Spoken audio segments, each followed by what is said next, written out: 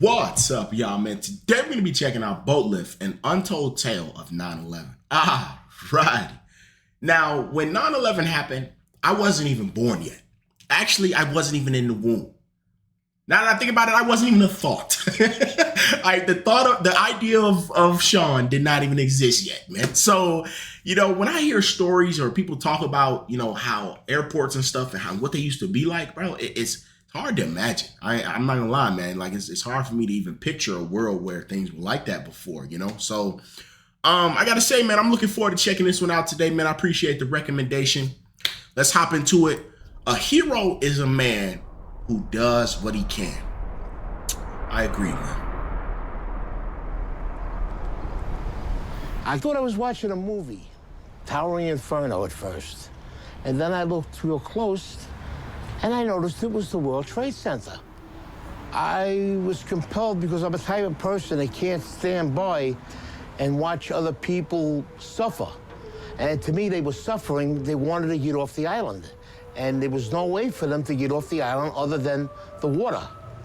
And I had noticed when I was watching the television, I saw a lot of, the ferries going up into the slips and taking people off. I said, fine, we could do the same thing. I could take people on my boat, get in there, take them where they have to go. And that's what we did. Wow, man.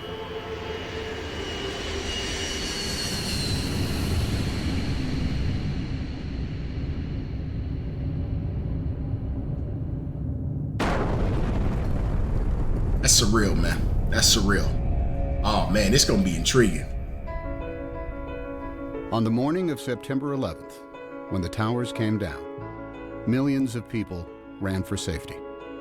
Hundreds of thousands of them ran south to the water's edge.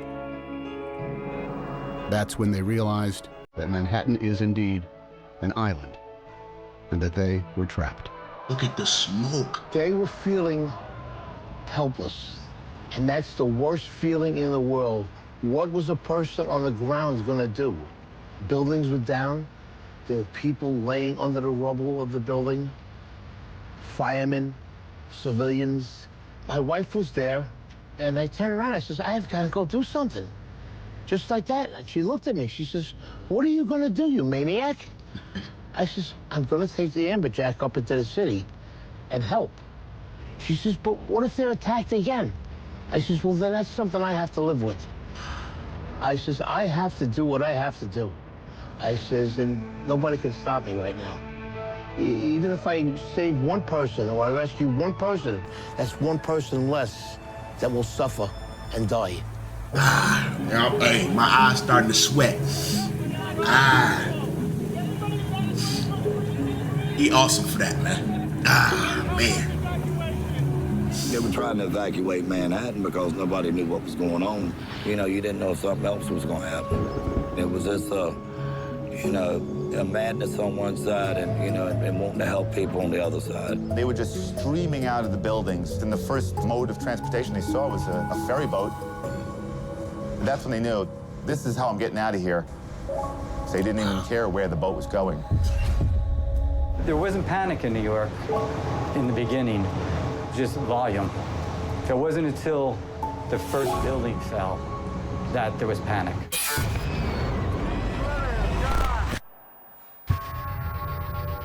You can't even see the city. You heard the building go down, but we're in the slip, so we can't see it. That's when we started letting go, and then all of a sudden, engulfed. You couldn't see anything. People were actually jumping into the river and swimming out of Manhattan. Boats were very nearly running them over. Wait. These people wanted out of Manhattan no matter any way they could. Somebody wants you to go over there. I've never seen it from this perspective. Transportation out of Manhattan was shut down. All the subways were shut. The tunnels were all closed. They closed the bridges. They closed everything immediately. Boats, usually an afterthought in most New Yorkers' minds, were for the first time in over a century the only way in or out of Lower Manhattan.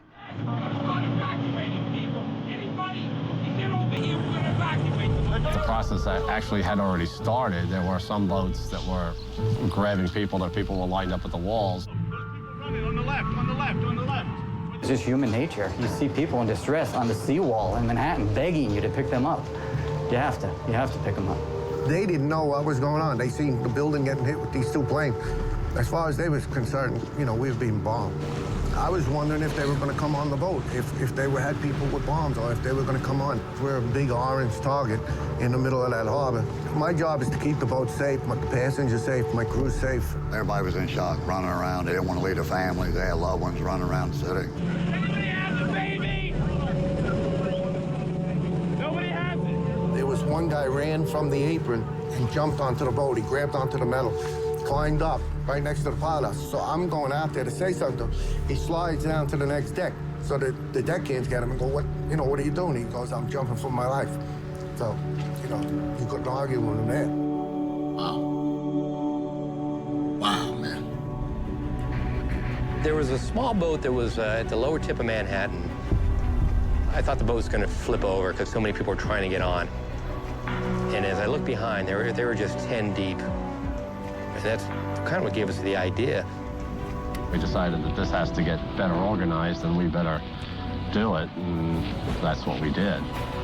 So we decided to make the call on the radio. All available boats. This is the United States Coast Guard aboard the pilot boat in New York. Anyone want to help with the evacuation of Lower Manhattan? Report to Governor's Island. Ah, that's awesome. When that call came on the radio, they were coming. I was uncertain of who was going to respond. About 15, 20 minutes later, there are just boats all across the horizon. Literally 100 targets converging on the lower part of Manhattan. When we came out of that dust cloud, tugboats, I'd never seen so many tugboats all at once. There was just like a fleet of tugboats headed to Manhattan. If it floated and it could get there, it got there. All different size, shapes, and forms. I mean, and they were zooming across this water. Ferries, private boats, party boats. I worked on the water for 28 years. I've never seen that many boats come together at one time that fast. One radio call and it just came together just that fast. Oh, that's awesome, man. Wow. I never knew about this. Hundreds of boats converged on the city, leaving the sun-bathed harbor behind them. Dead ahead, the unknown. That was something I won't forget. It was just low, dark, acrid, black smoke. It's like there was a big chimney in Manhattan. When we pulled into Pier 11, the dust was unbelievable. And then out of nowhere, you just kept on seeing people coming. They looked like zombies coming through the fog, and you knew that those were human beings. Don't leave us. Please don't leave us here. Take us. At that point, the Coast Guard said, not how many people are you allowed, how many people can you fit? Come on, guys. Anybody coming? Get your ass over here now. Now. Come on. Boats started hanging, literally would take a bedsheet off a bunk and a can of spray paint and paint their destination on. Sheesh.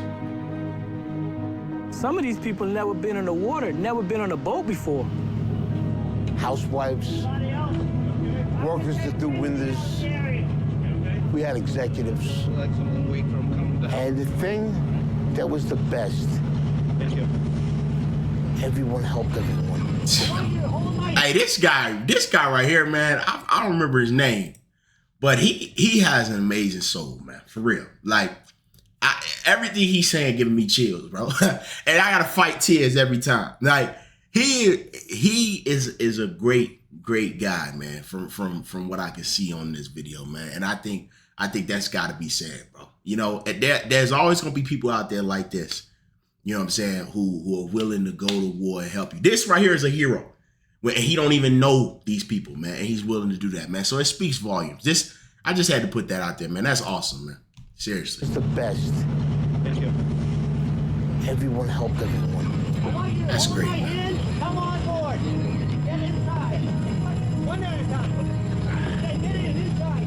I saw 4 businessmen lifting up an old woman with a seeing eye dog, a German Shepherd, and they lifted her up like a surfboard and passed her over the handrails. When we would carry a load of people over, and there was somebody standing there that seen their husband or wife, you know, that made us feel even better, you know. Well, at least we got 2 back together, you know. Let's keep on going, you know. The guy that works at the ferry, he's a welder. His son was on my boat. He actually came up.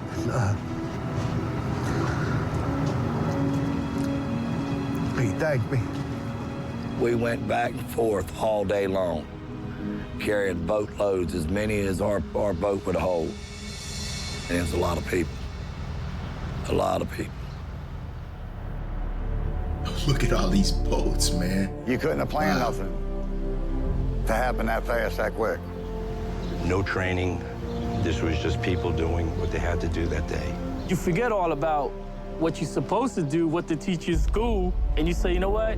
Morally, this is the right way to go, and deep down, this is what I'm gonna do. Average people, they stepped up, and when they needed to, they showed me, you know, when the American people need to come together and pull together, they will do it. I do feel a way honored that I was a part of it. It was the greatest thing I ever did with my life.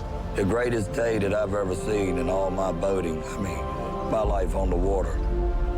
The Great Boat Lift of 9/11 became the largest sea evacuation in history. Larger than the evacuation of Dunkirk in World War II, where 339,000 British and French soldiers were rescued over the course of 9 days. On 9/11, nearly 500,000 civilians were rescued from Manhattan by boat. It took less than 9 hours. What? 500,000? Somebody has a little hero in them. You gotta look in. And it's in there. It'll come out. It need to be. I have one theory in life. I never want to say the word I should have. If I do it and I fail, I tried. If I do it and I succeed, better for me. And I tell my children the same thing. Never go through life saying you should have. If you want to do something, you do it. Yo, hey, that guy, he need to be a motivational speaker, bro. For real. Man, this was tough. Hey, shout out to everybody who made this right here. They got the credits rolling right here, man. We'll breeze through this right here. But I do gotta say, man, oh my gosh. 1, excellently done video. 2, even when I was watching, I didn't think that it was 500,000 people. Like, they was talking about boats on top of boats and how it was just so many boats. Like, when they were explaining it, like, it was registering. But I'm thinking, you know, maybe 100,000, you know, something like that, you know, but 500,000 in 9 hours? That's, man, yo, that's, if that ain't coming together, I don't know what is. That's like, yo, we all hands on deck, let's do it. And keep in mind, they strangers. Most of these people are just strangers, don't even know each other. That is some of the most amazing stuff that I've ever heard, man. Seriously, that is awesome, man. And man, just looking at some of the pictures of the people and describing them as zombies and stuff, like, I ain't gonna lie to you, they did look, and it looked bad, man. It looked bad. And I had never seen it like that. You know, like I learned about it in school when I was young, but I never seen it like that. So man, this was very eye-opening for me. Wow. Thank you guys for recommending this video to me. Excellently done video. And if you guys got other suggestions, let me know in the comments. Tell me what the airport was like for y'all when y'all were younger, man. Peace.